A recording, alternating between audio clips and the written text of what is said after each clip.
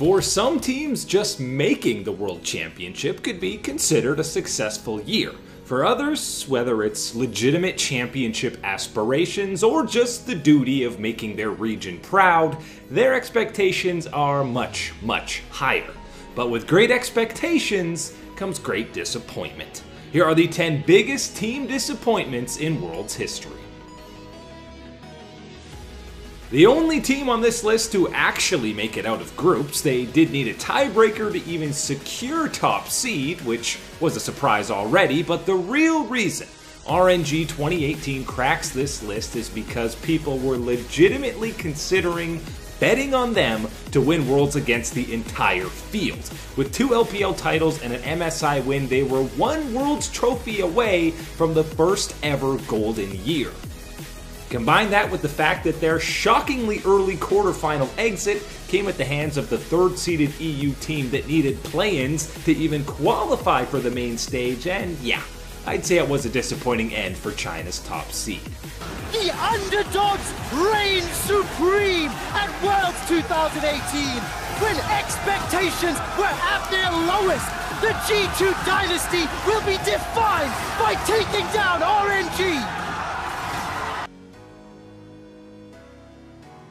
Before Samsung White dominated their way to a 2014 world title, 4/5 of that lineup had one of the most disappointing exits of all time for a Korean team.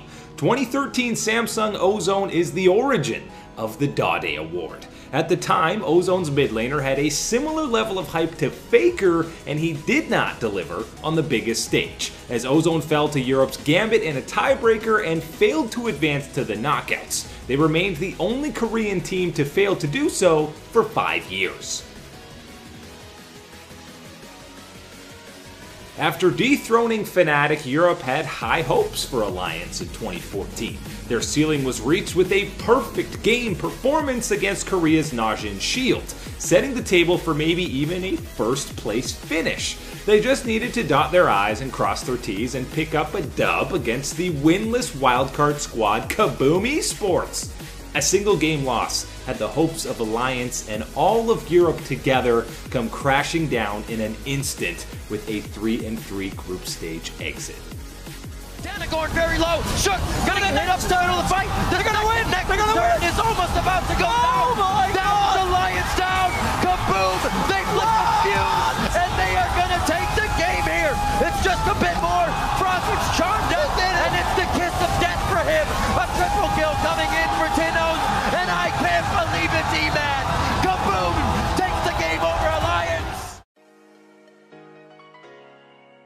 You could probably do a separate ranking of just TSM's disappointments at Worlds, but 2017 cracks this list. With far and away the easiest one seed of the tournament in Flash Wolves, TSM joined Misfits and the LPL's third seed World Elite to form the Group of Life. And to this day, maybe one of the easier groups we've ever seen at Worlds. After a 2-1 start, things were looking good for NA's top seed, but as is LCS tradition, Week 2 was a different story.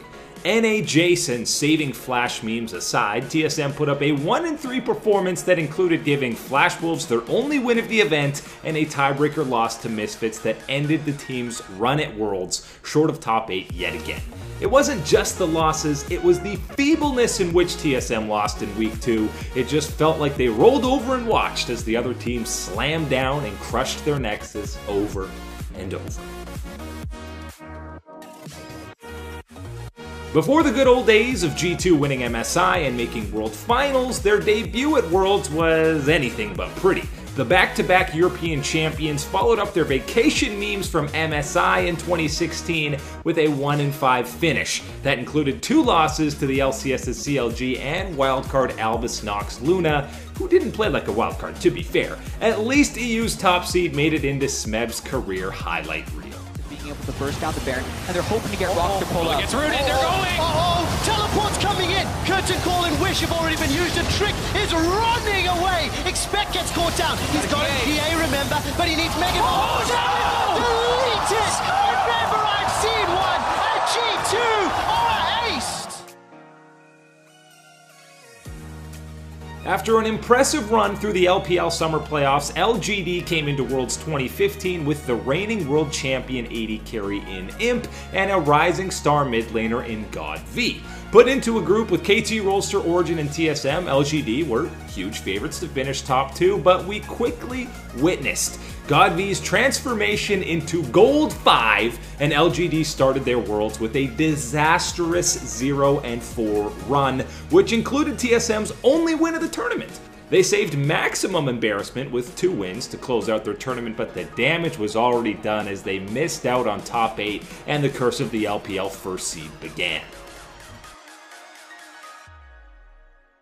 EDG doesn't have a great track record at Worlds, but the worst of it comes from 2017. After an exhilarating 5-game series win over RNG to capture the summer title, EDG came into the event with title aspirations. Despite getting drawn into a group with SKT, they were still massive favorites to finish top 2 over Cloud9 and AHQ.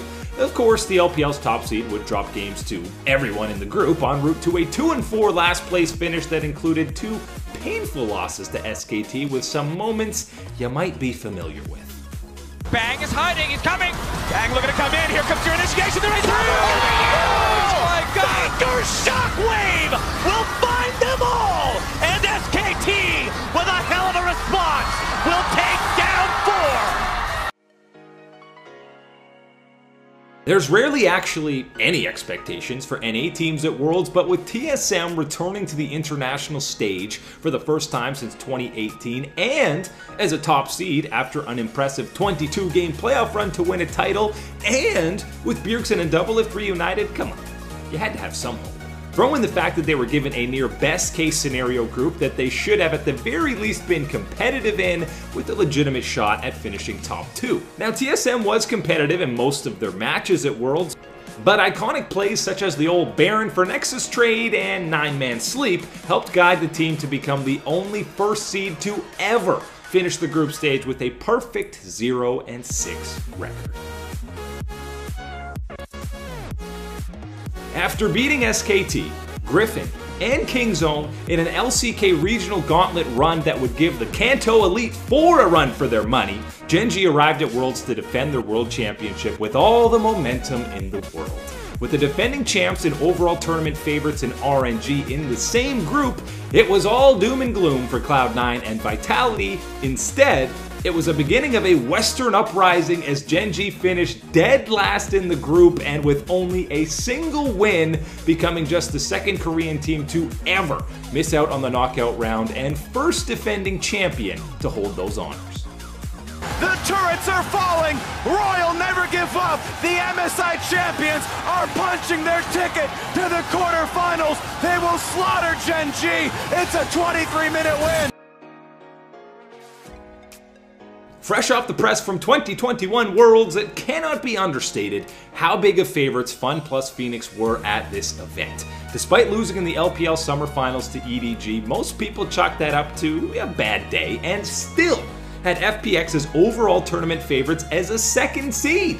Doinb had just picked up yet another MVP award and was pretty much the consensus pick for best player in the world coming into the event. The only reason Group A was pegged as a group of death was because with FPX and Dom1 in it, the other 2 teams were basically deemed irrelevant because they had no chance. After a sluggish 2-1 start in Week 1 of group stage action, disaster struck in Week 2. A 0-4 performance had the tournament favorites failing to even make the knockout round, and the most painful part for LPL fans was that 3 of those 4 losses came at the hands of the 3rd-seeded teams from NA and EU and sent FPX into dead last in the group, destroying pick'em brackets across the globe. Equalize at 900 damage. Curtains open. Hansama takes 1, takes 2. There's the quickness onto the backline. He's looking for the charm. And then look, just to burst down Doinb. And the bullet time means die, Phoenix, die. Doinb will fall. Larson dives onto the backline as well. And there is the damage onto LWX. Odo with the shutdown. Chris trying to get into the middle of Rogue, but he just can't do enough. It's a clean ace for Rogue as they make their way to the tiebreakers. 5 still alive for Rogue. 5 dead on the former world champions of FPX. Their world championship run will end right now